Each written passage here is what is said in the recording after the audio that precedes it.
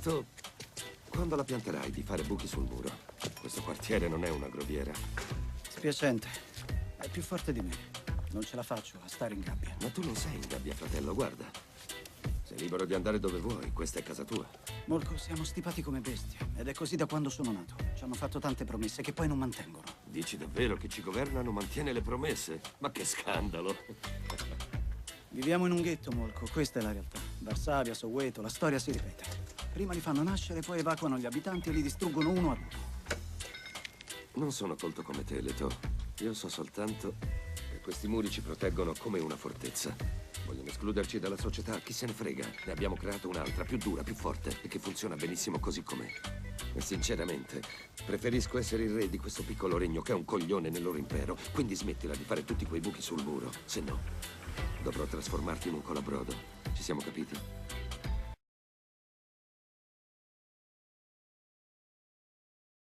A project to promote reconciliation in Northern Ireland is showing some signs of progress.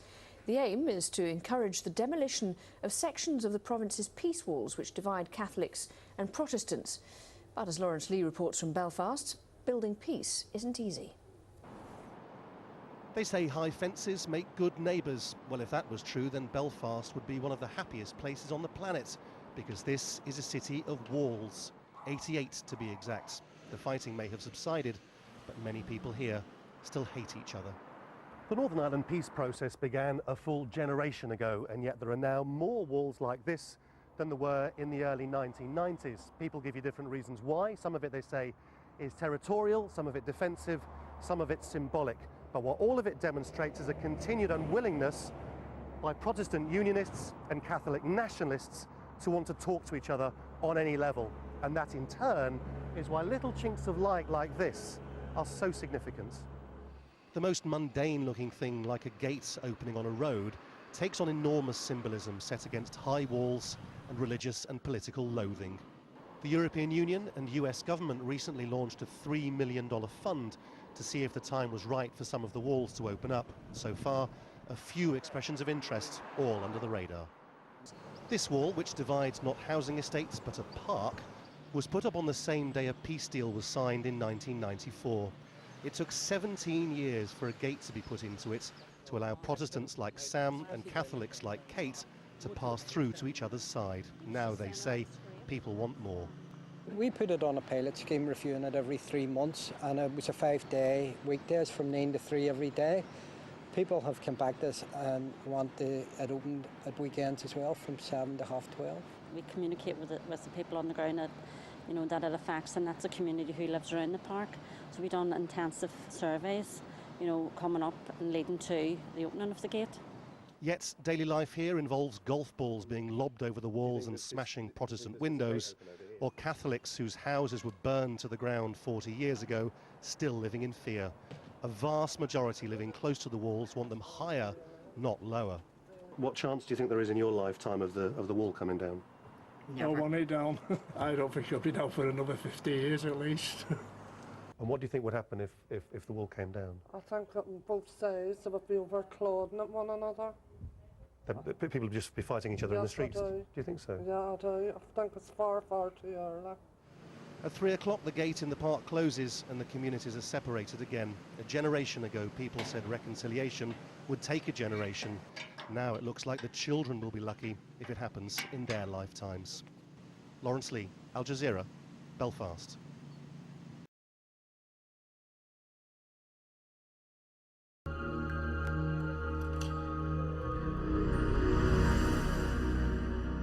Succede qualcosa di molto particolare in questo posto dove ci troviamo, ovvero che molti ebrei, soprattutto ortodossi, utilizzano la parte araba, diciamo. Noi qui sotto, esatto, il quartiere musulmano. È una strada molto curiosa questa, no Franco?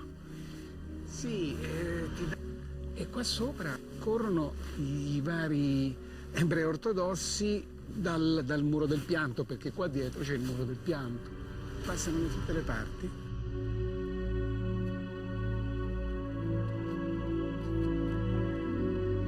È una città, però ci vive, cioè la contraddizione è io sono qua perché non voglio incontrare quello che sta lì. Però viviamo nello stesso luogo, questa città. Forse non si riesce a immaginare fino in fondo lo stupore di vedere uno che cammina, che guida una bicicletta su un tetto, insomma, vabbè. E poi mentre il muezzin prega.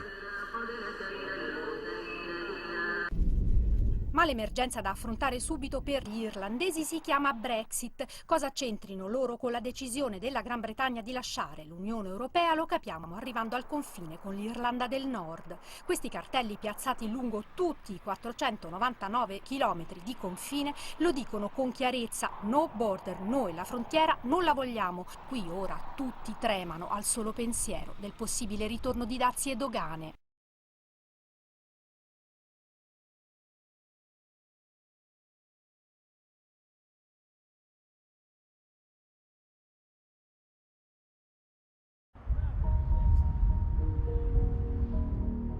Paddy and Jude of the Republican dissident group Sharood see Brexit as an opportunity.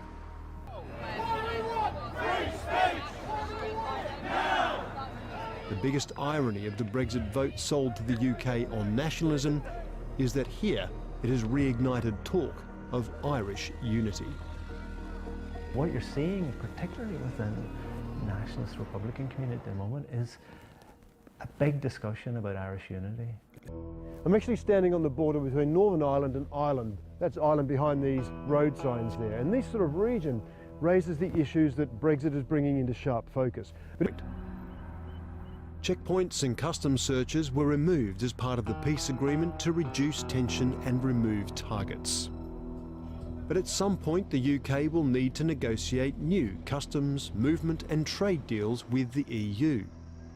That means the possibility of a physical border has not gone away. But divisions that still exist today.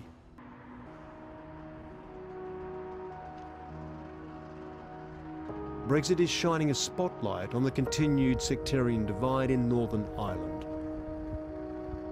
Here in Derry, Jeanette lives on the Protestant side.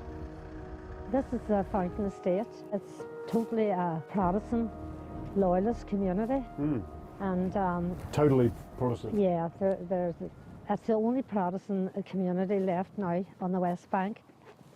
And actually it's a very historic area. And my father came from here as well.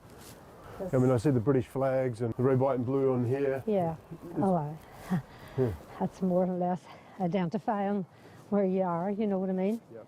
But it's a lovely, it's a very good estate, it's friendly and it's a good community. And as I say, I run the youth club. The Fountain Estate is the last Protestant enclave in the old city of Derry. And now, what's this?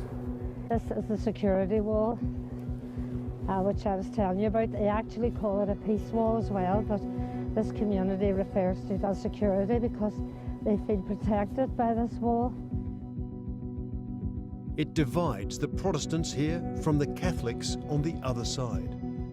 Why is the wall still needed? Why is it still not safe? Because we're still under attack. If something happens, maybe the community set upon me, people on the other side of this wall. I mean, last summer, one night in particular, we had 100 petrol bombs through over that wall. She didn't always live in the Fountain Estate. This is the street where I bought my first home, my husband and I, number 16 Mountjoy Street. Okay. And I really, really have great memories of this street before the Troubles actually broke out.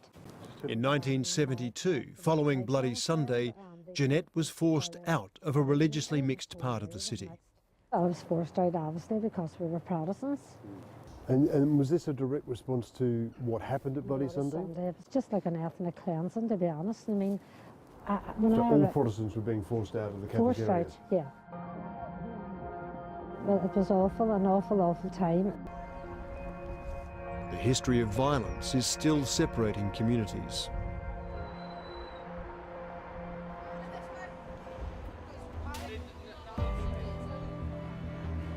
To avoid tensions from once again boiling over, groups like Cooperation Ireland are bringing together children from opposing sides of the wall. High five.